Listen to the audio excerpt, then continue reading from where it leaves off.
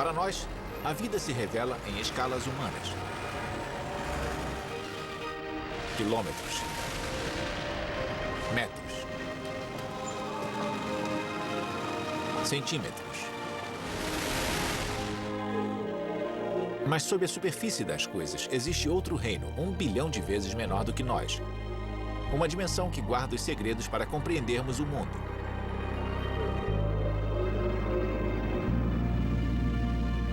O que torna o aço resistente?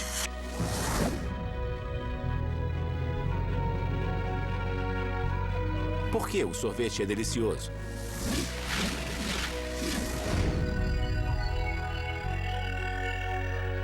O que torna a vida possível?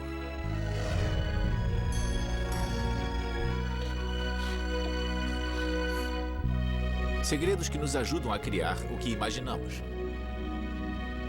A criatividade humana na química. Não há nada mais belo do que isso. Este é o mundo da química.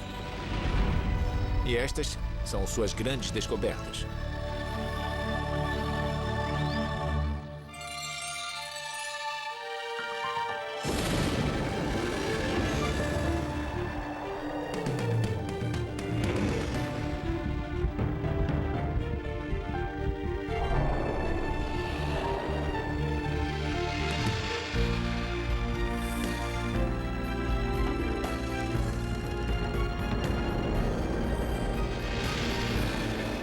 As 100 maiores descobertas da história. Química. Os antigos filósofos gregos acreditavam que havia apenas 4 elementos: terra, ar, fogo e água. E o ar era o elemento fundamental. Uma substância única, responsável por tudo o que existia no mundo. Séculos mais tarde, Leonardo da Vinci foi um dos primeiros a sugerir que, em vez de ser um elemento, o ar talvez fosse composto por 2 gases diferentes. Isso permaneceu um mistério até nossa primeira grande descoberta. Oxigênio. Inglaterra, segunda metade do século XVIII. Joseph Priestley, um pastor que às vezes se dedicava à ciência, conduziu uma série de experimentos em busca de novos ares, o que hoje chamamos de gases. Para saber mais sobre o trabalho de Priestley, eu visitei Arnold Thackeray, presidente e historiador da Chemical Heritage Foundation na Filadélfia, Pensilvânia. Priestley escreveu muito sobre todos os assuntos que você pode imaginar. Ele escreveu sobre história, sobre religião, sobre política, sobre... Ciência? Escreveu sobre ciência sem parar. Priestley era o homem que sabia de tudo. Ele discorria sobre a prática, sobre a história, sobre a teoria. Era literalmente o homem que sabia de tudo. Mas, além de tudo isso, Priestley também fez um famoso experimento, não é? Exatamente. E havia 2 coisas envolvidas neste experimento. Uma é o mercúrio, esta estranha substância que é ao mesmo tempo um líquido e um metal.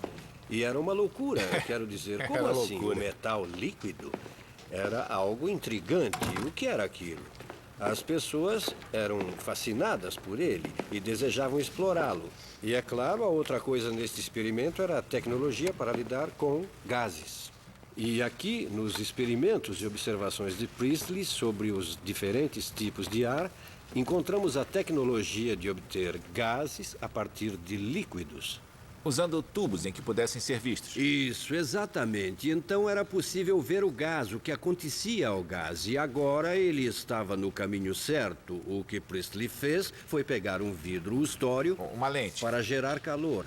Uma lente. Ele a focalizou sobre um pó laranja, o óxido de mercúrio. Ele o aqueceu e, ao transformá-lo em mercúrio metálico, gerou um gás. Mas Priestley não percebeu o que havia descoberto. A resposta só iria surgir em 1774, depois que Priestley foi a Paris e revelou a história de sua descoberta a outro cientista, Antoine Lavoisier. Paris era um lugar maravilhoso para Priestley visitar, porque Antoine Lavoisier vivia na cidade, já era conhecido e realizava o trabalho que culminaria com seu Tratado Elementar de Química. Lavoisier que também estava estudando os gases, ouviu o que Priestley havia feito e ficou fascinado pela notícia deste novo ar e decidiu que repetiria o experimento. Ele tinha muitos equipamentos melhores, era um pesquisador meticuloso e, além disso, ele pesava as substâncias. Lavoisier, ao pesar, disse que algo estava sendo emitido e chamou o ar emitido de oxigênio. Ele reescreveu todo o tratado sobre química e criou uma lista de elementos que ainda usamos hoje. Oxigênio, hidrogênio, enxofre. Pode-se dizer com precisão que Priestley descobriu o oxigênio, mas Lavoisier foi quem o inventou. Então, com o trabalho experimental de Priestley sobre gases, com a descoberta do oxigênio e a articulação de um sistema de nomenclatura por Lavoisier, temos todo o esquema conceitual sobre o qual os trabalhos acadêmicos do século XIX se basearam. A inovação industrial do século XX, temos as farmacêuticas, a biotecnologia, temos telefones celulares, temos o plástico, isso mesmo. E todas essas coisas começaram com a descoberta do oxigênio. Foi como tudo começou. Foi uma façanha e tanto. Teoria atômica. No início do século XIX, um professor britânico chamado John Dalton se dedicava com grande empenho e fascínio à química. O que nos leva à nossa próxima grande descoberta. O experimento de Dalton demonstrou que os elementos conhecidos como oxigênio, hidrogênio e carbono se combinavam em proporções definidas e constantes. A partir de seus cálculos, ele supôs que os elementos deviam ser constituídos de pedaços menores e invisíveis de matéria, com pesos relativos e distintos. Ele chamou esses pedaços de matéria de átomos. Então, o que Dalton descobriu? E foi a sua grande descoberta, foi o que ele chamou de pesos relativos das partículas fundamentais. Partículas fundamentais. Foi como a chamou, é uma frase adorável. Mais tarde, quando ele a publicou, substituiu por pesos atômicos. É como conhecemos atualmente, mas eram partículas fundamentais. Então ele usou a palavra átomos. Ele usou a palavra átomos. A ideia do átomo, é claro, remonta a Demócrito, mas o problema é: se é só uma ideia, tem alguma utilidade? E Dalton foi exatamente o homem que tornou a ideia útil. Essa foi a sua grande contribuição. A partir de seu trabalho, Dalton desenvolveu a hipótese do que viria a ser conhecido como teoria atômica, um novo e revolucionário sistema que definia as relações entre os átomos e os elementos. É um sistema incrivelmente simples. Dalton pensava de forma muito simples. Muito visual. Aqui estão os elementos, aqui está o peso dos elementos, aqui estão as moléculas complexas. É um sistema maravilhosamente eficiente. Ele conectava as coisas que os químicos podiam fazer, pesava as substâncias em balanças e as relacionava com as outras invisíveis. O mundo fundamental dos átomos era genial. Qual a importância da descoberta de Dalton? Sua teoria atômica ajudou gerações de cientistas a revelar os mistérios do mundo molecular e atômico, incluindo nossa próxima grande descoberta. Átomos se agrupam em moléculas. No início da década de 1800, o químico francês Joseph Gay-Lussac conduzia uma série de experimentos projetados para estudar a teoria atômica de Dalton quando observou uma coisa curiosa. Enquanto ele combinava volumes iguais de gases diferentes e media suas reações, os gases geralmente produziam o dobro do volume esperado. Como isso era possível? A resposta viria em 1811, com Amedeo Avogadro, um professor de física da Universidade de Turim, na Itália. Enquanto estudava os resultados da pesquisa de Gay-Lussac, Avogadro teve um insight. Na época, acreditava-se que os gases eram feitos de átomos únicos. Avogadro percebeu que esta hipótese estava errada. Os gases eram feitos de múltiplos átomos que viriam a ser conhecidos como moléculas. A compreensão de que os átomos podiam ser recombinados para formar moléculas foi a reviravolta que permitiu aos cientistas sair da era das trevas da química e começar a criar sistematicamente novos compostos. A síntese da ureia. Nossa próxima grande descoberta ocorreu no século XIX, quando muitos químicos acreditavam que as substâncias orgânicas dos organismos ou coisas vivas eram de alguma forma diferentes das substâncias inorgânicas das coisas não vivas. Mas isso estava prestes a mudar. Em 1828, Friedrich Wöhler estava trabalhando em seu laboratório quando alguma coisa lhe chamou a atenção. Wöhler havia colocado duas substâncias químicas inorgânicas em uma proveta, cianeto de potássio e sulfato de amônia. Mas quando olhou a proveta, ela continha uma quantidade de cristais pequenos e brancos em forma de agulha. O que torna isso notável é que Wöhler pensou ter visto exatamente os mesmos cristais antes, mas com uma diferença importante. Estes cristais eram orgânicos. Ele os havia cristalizado enquanto estudava a química de várias substâncias encontradas na urina. Para ter certeza de que não havia se enganado, Wöhler analisou os novos cristais. Não havia dúvidas. Estes cristais eram os mesmos que ele havia isolado antes. Ele havia produzido ureia. Era uma substância vinda de um ser vivo que ele fez a partir de substâncias inorgânicas. Um pouco mais tarde, ele afirmou numa carta pessoal, não na imprensa, algo assim. Eu produzi ureia, sem um rim. Ele sabia o que havia feito. Conheça Roald Hoffmann, vencedor do Prêmio Nobel de Química em 1981 por desenvolver uma teoria para explicar as reações químicas orgânicas. Falando sobre a descoberta da fabricação artificial de ureia, por que é uma grande descoberta? Bem, chega uma hora em que é preciso uma descoberta, e às vezes apenas uma, irá romper limites e conseguir derrubar barreiras. Essa descoberta foi assim. Que interessante. Ela não era apenas importante intrinsecamente, mas na época em que ela ocorreu, a simples fabricação de ureia, a partir de duas substâncias químicas inorgânicas, acabou chamando a atenção das pessoas. A história por trás da descoberta se refere à base fundamental, os componentes que constituíam toda a matéria orgânica e inorgânica. Eram os mesmos, átomos. Estrutura química.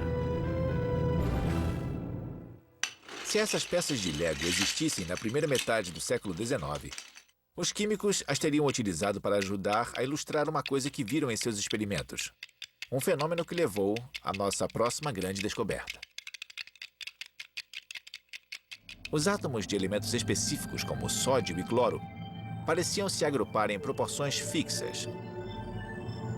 Foi este poder combinatório dos átomos que inspirou o cientista alemão August Kekulé a desenvolver um sistema de visualização da estrutura química de várias moléculas. Kekulé representava os átomos por seus símbolos, e então adicionava marcas para indicar como eles se uniam entre si, como elos em uma cadeia. Era uma fórmula simples, mas elegante. Os químicos agora dispunham de um modelo para ilustrar com clareza as estruturas químicas das moléculas que estavam estudando. Havia apenas um problema. A benzina era o único elemento conhecido que não se adequava à fórmula de Kekulé. A cadeia de átomos de carbono e hidrogênio da benzina exigia uma combinação maior do que a fórmula permitia. Todos esses professores de química orgânica ficaram intrigados e ofereciam diferentes explicações. Um deles, August Kekulé, sentado diante da lareira uma noite, caiu no sono e começou a sonhar com uma cobra. Mas se você olhar direitinho, Kekulé acabou sonhando com uma cobra que morde o próprio rabo. E se parar para pensar, talvez fosse um círculo, e isso podia ser a resposta ao enigma. Os 6 átomos de carbono das moléculas de benzina não estavam ligados em uma cadeia. Como a cobra, eles formavam um círculo, cada um com um átomo de hidrogênio unido por ligações que se alternavam entre ligações unitárias e duplas. Em pouco tempo, o insight de Kekulé foi confirmado, e seu efeito foi revolucionário. Os químicos sabiam que todas as substâncias orgânicas continham um ou mais átomos de carbono em suas moléculas. Com a descoberta de Kekulé, agora eles dispunham da fórmula fundamental para explicar como o carbono se combinava com outras moléculas para formar um mundo de compostos químicos. Nascia, então, a era moderna da química orgânica.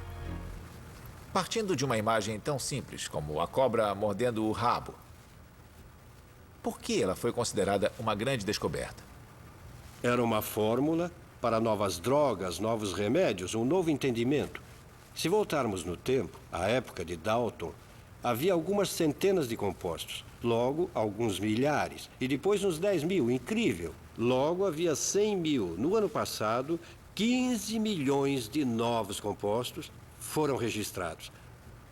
Todos com base nesse modelo simples. Esta é uma obra de gênio. Tabela periódica dos elementos. Em 1869, um professor de química russo chamado Dmitri Mendeleev estava escrevendo um livro escolar para seus alunos quando começou a imaginar como poderia explicar melhor os 63 elementos conhecidos naquela época. Para ajudar a formular seus pensamentos, ele criou uma ficha para cada elemento. Em cada ficha, ele escreveu o nome do elemento, seu peso atômico, suas propriedades típicas e suas semelhanças com outros elementos. Ele então posicionou as fichas como um jogo de paciência e começou a rearranjá-las repetidamente em busca de padrões. Então veio o momento da descoberta. Diante dele havia algo extraordinário. Os elementos se ajustavam em 5 agrupamentos verticais. Cada agrupamento periódico continha membros que eram parecidos entre si, tanto química quanto fisicamente. Mendeleev havia inventado a tabela periódica de elementos, um mapa que mostrava como todos os elementos estavam ligados uns aos outros. Um mapa tão preciso que ele achava que podia ser usado para prever a existência e as propriedades de 3 elementos que ainda não haviam sido descobertos. Um seria como o boro, ele disse, outro como o alumínio e outro como o silício. Depois, esses elementos foram descobertos e Mendeleev provou que estava certo. Na verdade, houve um pouco de controvérsia, porque um químico alemão chamado Lothar Meyer tivera praticamente a mesma ideia. Mas Meyer não teve tanta coragem assim. E isso é algo bem interessante. Este alemão, que havia tido a mesma ideia de periodicidade e já tinha algumas pistas, não fez as previsões que Mendeleev fez. Aqui vemos o poder de uma previsão bem arriscada para fazer as pessoas aceitarem uma teoria. Não há nada mais poderoso do que fazer uma previsão que não seja óbvia. E aí, torná-la real. E torná-la real. Se você olhar bem suas anotações, eu acho que verá algo muito mais interessante do que aquelas fichas.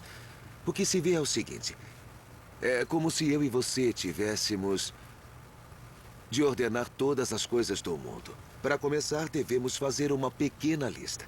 Então ele fez uma lista dos elementos. Ele colocou no pé da página os elementos listados por ordem de peso, de massas atômicas. Hidrogênio, o hélio ainda não. Lítio, berílio, boro. Então ele os agrupou no papel. Ele escreveu uma tabela experimental. E quando inseriu os elementos na tabela, como eu ou você faríamos, ele os riscou da lista, dizendo: estes se encaixam. Abaixo ele escreveu em alemão: estes não entram, não se encaixam. Estes aqui não são compatíveis. 3 elementos não se encaixavam na primeira vez em que os inseriu na tabela. Toda a tabela estava cheia de riscos. Eu adorei isso. O que nós vemos aqui? E o que vamos fazer na era dos computadores quando não houver mais essas coisas? O que vemos aqui é um ser humano trabalhando, tentando desesperadamente entender o universo. Vemos um rascunho disso. A tabela periódica é o nosso grande ícone. Eu quero dizer, é o que nós associamos à química. Em qualquer sala de química é possível ver uma. Por que a tabela periódica dos elementos é significativa? Ela mudou para sempre a forma como todos aprendem e compreendem os elementos. A tabela periódica dos elementos está para a química, como as notas musicais estão para uma sonata de Beethoven.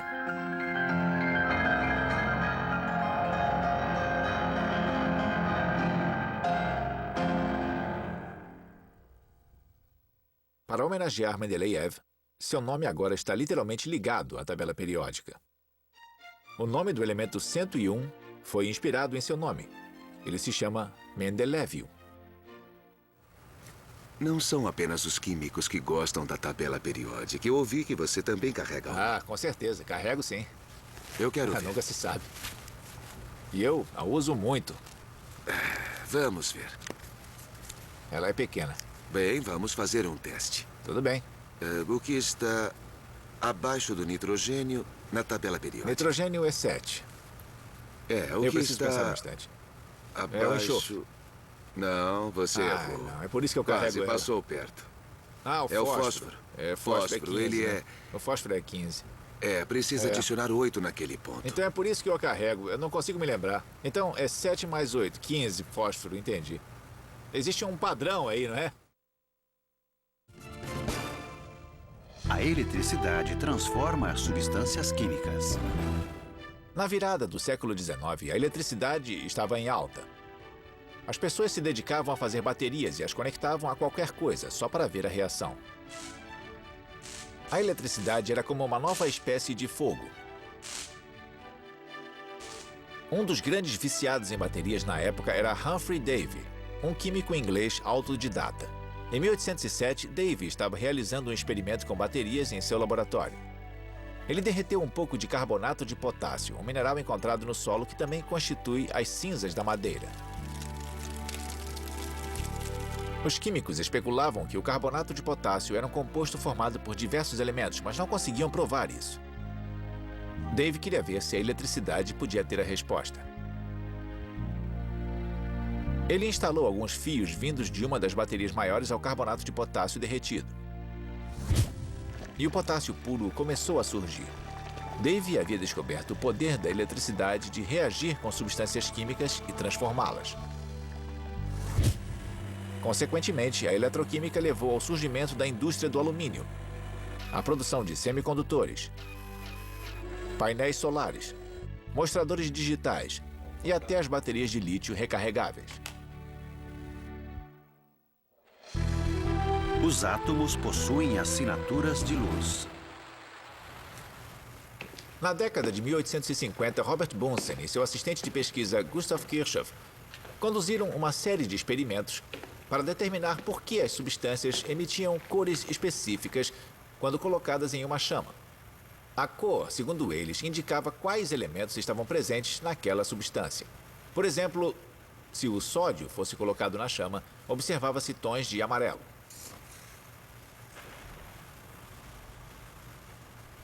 Cobre, tons de verde. Estrôncio, tons de vermelho.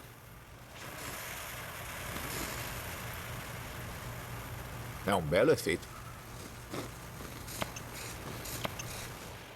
Enquanto observava seus experimentos, Kirchhoff se lembrou de como um prisma decompõe a luz em um arco-íris de cores. Então, utilizando um prisma e partes de um pequeno telescópio, Bunsen e Kirchhoff construíram o primeiro espectroscópio, um dispositivo analítico que poderia ajudá-los a ver o espectro gerado pelas substâncias aquecidas. E ele funcionou.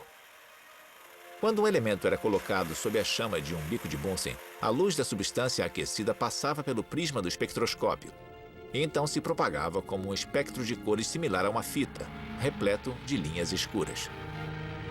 As combinações entre as cores brilhantes e as linhas escuras eram como códigos de barras que indicavam a presença dos átomos. Quando queimado, cada elemento produzia um espectro totalmente único. Utilizando seu espectroscópio, Bunsen e Kirchhoff conseguiram descobrir dois novos elementos, césio e rubídio. Um dia, Bunsen e Kirchhoff decidiram testar sua invenção à luz do Sol.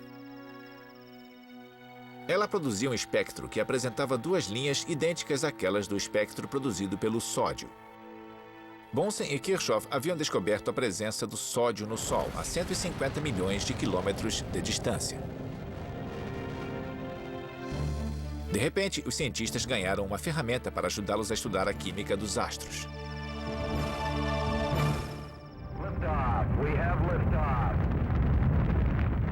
Hoje, o legado desta grande descoberta está na exploração espacial.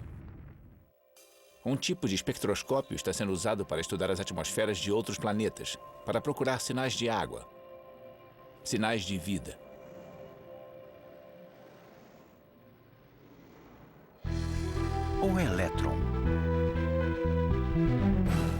Nossa próxima grande descoberta é a história de Joseph Thomson e do elétron. Aqui somos nós. Então, tudo o que vemos é formado por substâncias químicas. Isso mesmo. E no futuro? E todas estão ligadas por interações eletrônicas. Ainda bem. Para saber mais sobre isso, eu visitei a Universidade de Harvard. Dudley Hirschbach é professor aqui e ganhou o Prêmio Nobel de Química de 1986 por sua pesquisa sobre a dinâmica dos processos químicos elementares. Então, Thomson descobriu o elétron. Bom, é claro que isso aconteceu, mas ele não o descobriu como se dissesse, Eureka, eu descobri, aqui está. Ele fez um experimento que permitiu a mensuração do coeficiente da carga, a carga elétrica, a massa. E depois ele pôde obter uma medição geral da carga e então provar que a massa era muito, muito pequena.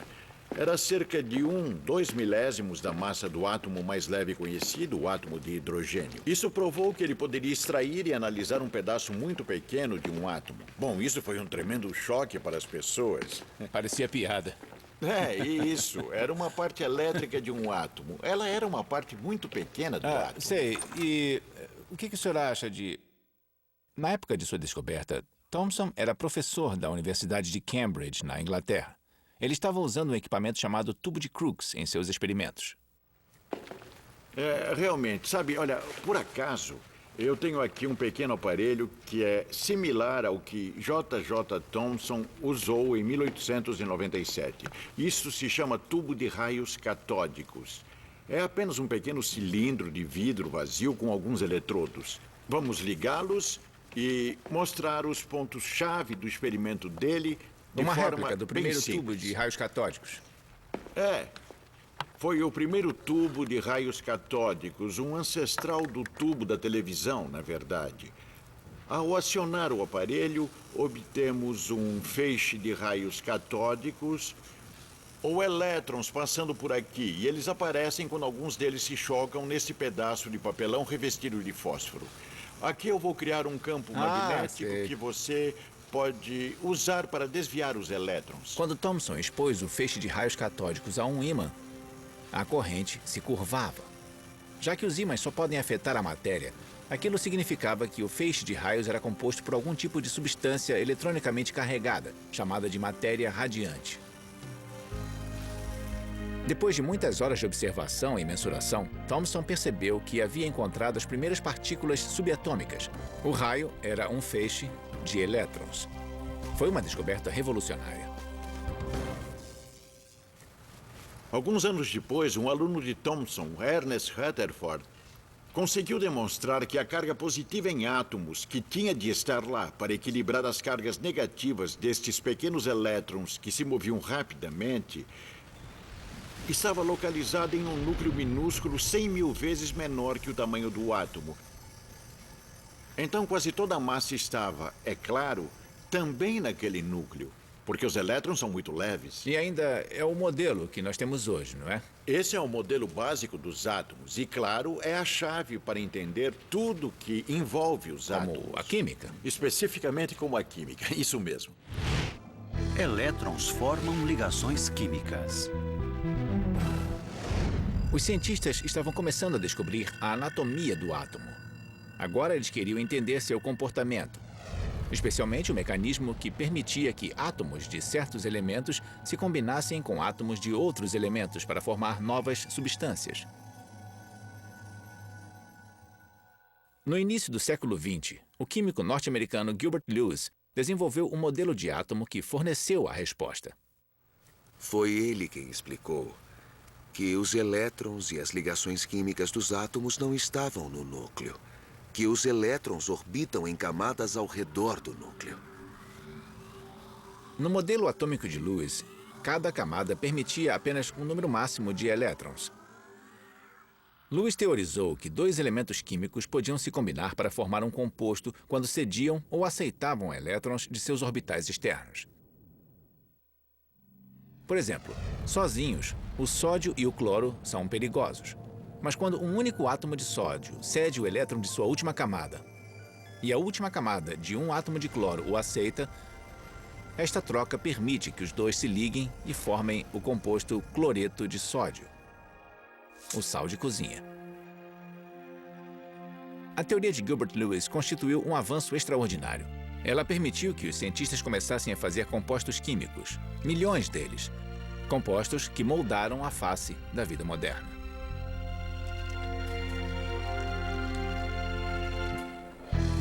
Radioatividade.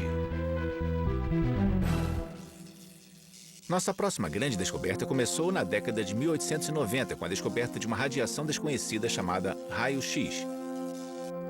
Ela causou sensação, e os cientistas imediatamente começaram a procurar outras substâncias que emitiam aquelas estranhas e talvez valiosas formas de radiação.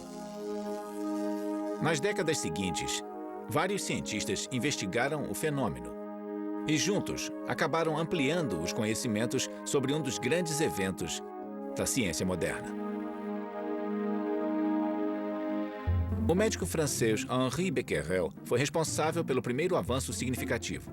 Em 1896, ele conduziu uma série de experimentos para verificar se vários minerais emitiam radiação. Um dos minerais que ele veio a testar era o urânio. A técnica de Becquerel consistia em colocar diferentes objetos sobre uma chapa fotográfica envolvida com um papel preto protetor. Ele espalhou o urânio em outro pedaço de papel preto e então confinou o objeto entre o urânio e a chapa fotográfica.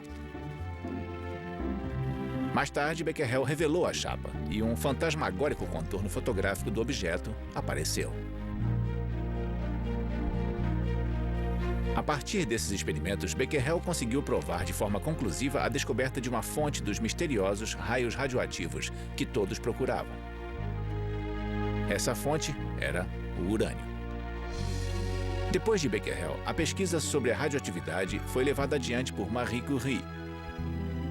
Curie e seu marido Pierre assumiram a tarefa de isolar quaisquer elementos responsáveis pela radioatividade do minério de urânio. Durante 2 anos, os Curie ferveram, filtraram e processaram várias toneladas de minério de urânio. Finalmente, eles conseguiram isolar 2 novos elementos contidos no minério, que eles chamaram de rádio e polônio. Marie Curie concluiu que o rádio era 1 milhão de vezes mais radioativo que o urânio. E o que é mais importante, ela determinou que a misteriosa forma de energia que permitia que a radioatividade penetrasse em outros materiais não era resultado de um processo químico, mas parecia ser atômico por natureza. Infelizmente, suas descobertas custaram um alto preço. Naquela época, ainda não se conhecia bem os perigos da exposição à radioatividade. E em 1934, Marie Curie morreu de leucemia, provavelmente devido à intoxicação causada pela radiação. Até mesmo as anotações em que ela registrava suas observações ainda são consideradas radioativas demais para serem manipuladas. Foi a natureza atômica da radioatividade que atraiu o interesse do físico Ernest Rutherford, de quem já falamos na descoberta do elétron. Rutherford descobriu que o material radioativo passava por um processo natural de decadência. Ao se mover durante o processo, a radioatividade espontaneamente emitia partículas instáveis e altamente carregadas de energia, com o poder de penetrar a matéria. Rutherford a chamou de partículas alfa e beta e de raios gama. Desde essas descobertas, aprendemos muito sobre a radioatividade, seus perigos e seus benefícios. A radioatividade nos deu os diagnósticos por imagem, um tratamento para os tumores, um método de calcular a idade da Terra e uma fonte de energia para que as espaçonaves explorassem o sistema solar. Até mesmo alguns detectores de fumaça contêm uma pequena quantidade de material radioativo chamado americio, que ajuda a criar uma corrente elétrica estável. Quando as partículas de fumaça rompem essa corrente, o alarme dispara.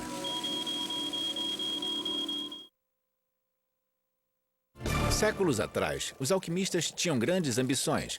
Eles procuravam a riqueza infinita e a imortalidade por meio de transformações milagrosas da matéria. Acabaram inventando instrumentos úteis e objetos de vidro, mas não muito mais do que isso. Os químicos, por sua vez, foram mais humildes e acabaram mudando a aparência do mundo material, assim como nossa próxima grande descoberta. Plásticos. Na década de 1860, John Hyatt, um tipógrafo e químico amador de Albany, em Nova York, fez história ao descobrir uma forma de explorar as longas e intrincadas moléculas de celulose encontradas naturalmente nas plantas, criando o primeiro plástico. 50 anos mais tarde, o químico belga Leo Baekeland deu o próximo passo no processo de descoberta. Bem, um dos grandes pioneiros foi Leo Baekeland. Ele fez um polímero chamado baquelita. Podemos dizer que a sorte favorece mentes preparadas. Ele misturava coisas, mas sabia bem como explorá-las. Ele viu as propriedades interessantes disso. A partir das duas substâncias químicas derivadas do carvão, Baekeland descobriu o primeiro plástico totalmente sintético. E o cenário do século XX mudaria para sempre. O que é exatamente o plástico? Plásticos são polímeros.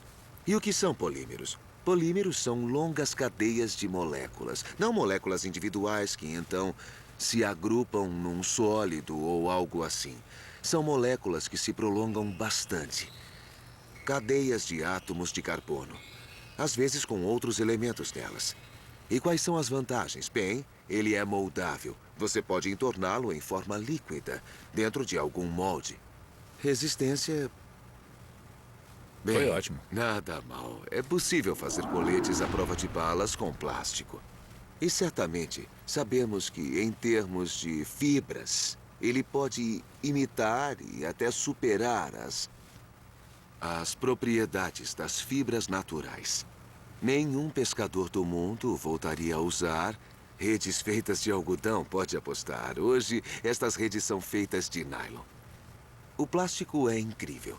Nós temos materiais plásticos que podem ser muito resistentes, muito flexíveis também. Podem ser até fibras. Eles substituíram materiais de construção em vários estágios. O que é interessante é que eles também são naturais. Eles chegam até nós por meio das proteínas e dos ácidos nucleicos. E também, como produto da evolução cultural, nós o criamos. Eu quero dizer, o poliacetileno não existia na Terra antes. Nós o fizemos com propriedades minuciosamente determinadas. É uma extensão da química para coisas que não constituem apenas uma molécula, mas são uma cadeia, uma estrutura tridimensional. Eu acho que é uma forma de nós tentarmos exercer controle sobre o ambiente. Então você diria que a descoberta do plástico é uma grande descoberta? Veja bem, a ciência produz polímeros, produz nylon, produz viscose, que tinha um ponto de partida natural, mas foi transformado em um polímero. Nós produzimos plexiglass, ou polietileno.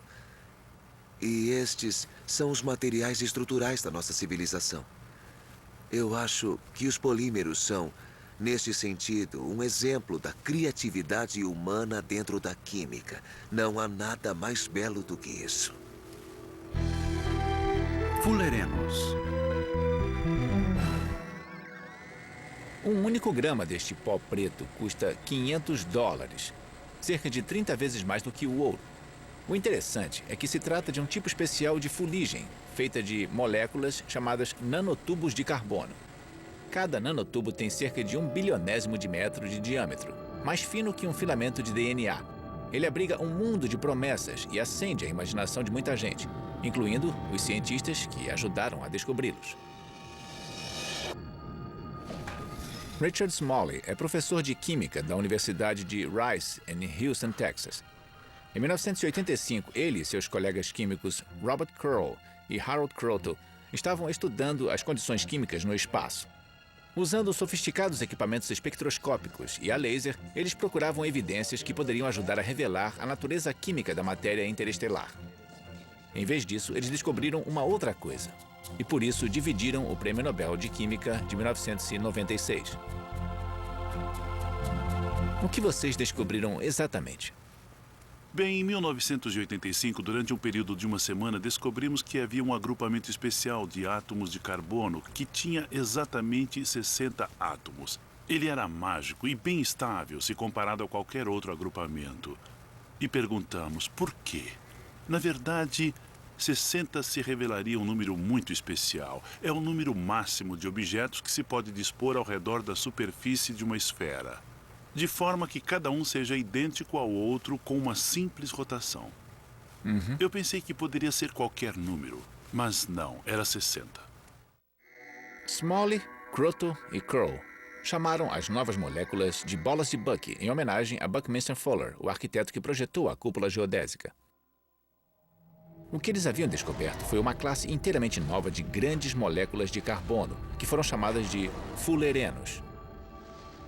Uma molécula não ocorre apenas quando alguns átomos são unidos por boas ligações a outra propriedade em uma molécula. E quando inserimos o último átomo, é como se ela travasse e pronto. É estável. E se oferecermos a ela outro átomo, ela diria: obrigada, mas estou feliz deste jeito. Isso era a AC60.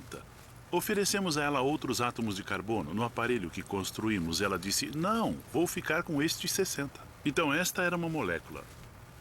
Ao menos uma molécula na minha concepção que parecia explicar a razão pela qual apresentava a maior simetria de qualquer molécula já descoberta. Era algo grande, tinha cerca de 1 nanômetro de diâmetro, cerca de 10 angstroms, 1 nanômetro, 1 bilionésimo de metro.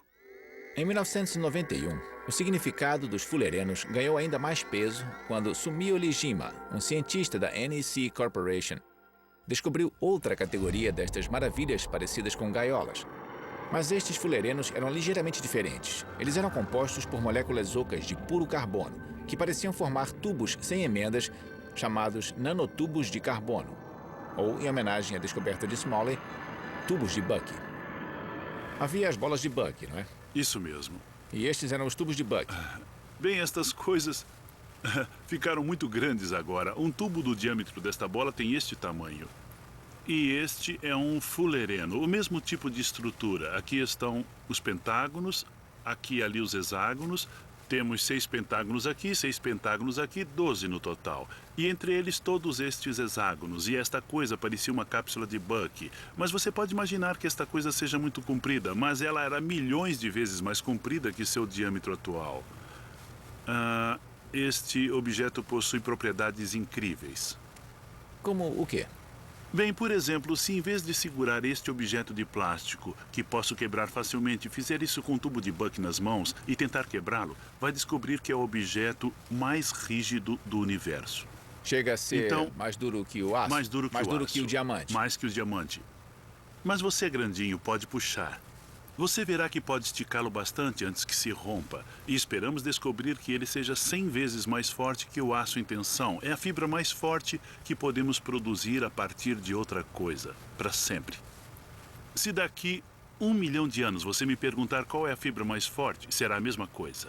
Alguma coisa precisa ser o mais forte entre todos os objetos possíveis. É isto. E é só carbono. E você pode usar carvão, ou esgoto, ou pneus de borracha, e transformá-los em tubos de Buck.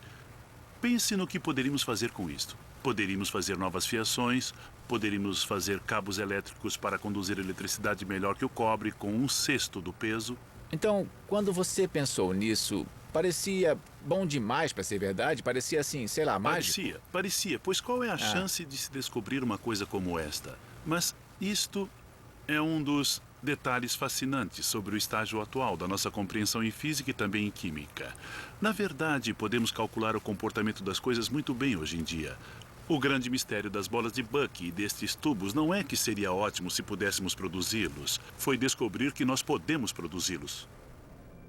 Os nanotubos de carbono são, em parte, responsáveis pela popularidade da nanotecnologia hoje. Alguns a descrevem como uma revolução industrial dos dias modernos. A nanotecnologia remete à construção de coisas partindo do zero, como este nanomotor. É a capacidade de montar os elementos fundamentais atômicos e moleculares da natureza para criar uma nova geração de produtos e aplicações que são mais fortes e mais precisos. Este será o novo domínio da química? Será a próxima esfera desta ciência? Fico feliz em ver que você usa a palavra química para isso, porque é o que realmente é. Não temos como pegar cada átomo com nossos dedos e colocá-lo aqui. Temos que ter átomos que se autoestruturem. E eles devem vir de uma fonte de átomos baratos para que sejam feitos eficientemente. Temos um nome para isso, chamamos de química. É claro que hoje chamamos nanotecnologia, mas é a mesma coisa quando procuramos fazer uma estrutura com uma forma exata e também bastante específica em centenas de trilhões de vezes por segundo. Baixo custo, sem impacto ambiental, fornecendo um objeto que nos permitirá fazer algo que tecnologicamente não podíamos fazer antes. Fazer objetos que, se formos bons mesmo, serão o nível mais avançado do refinamento. A forma como a natureza construiu as moléculas das células vivas agora estará em toda parte. Será um grande estímulo ao trabalho. Sim, e é uma coisa até romântica. Passaram-se apenas 2 séculos desde o tempo em que os átomos eram uma mera hipótese, a iminência de podermos quebrar átomos e moléculas e construir uma nova tecnologia com fantásticas possibilidades. As grandes descobertas que acabamos de ver ajudaram a fazer isso acontecer, explorando sob a superfície das coisas, no interior do mundo da química e mudando o mundo. Versão brasileira Vox Mundi.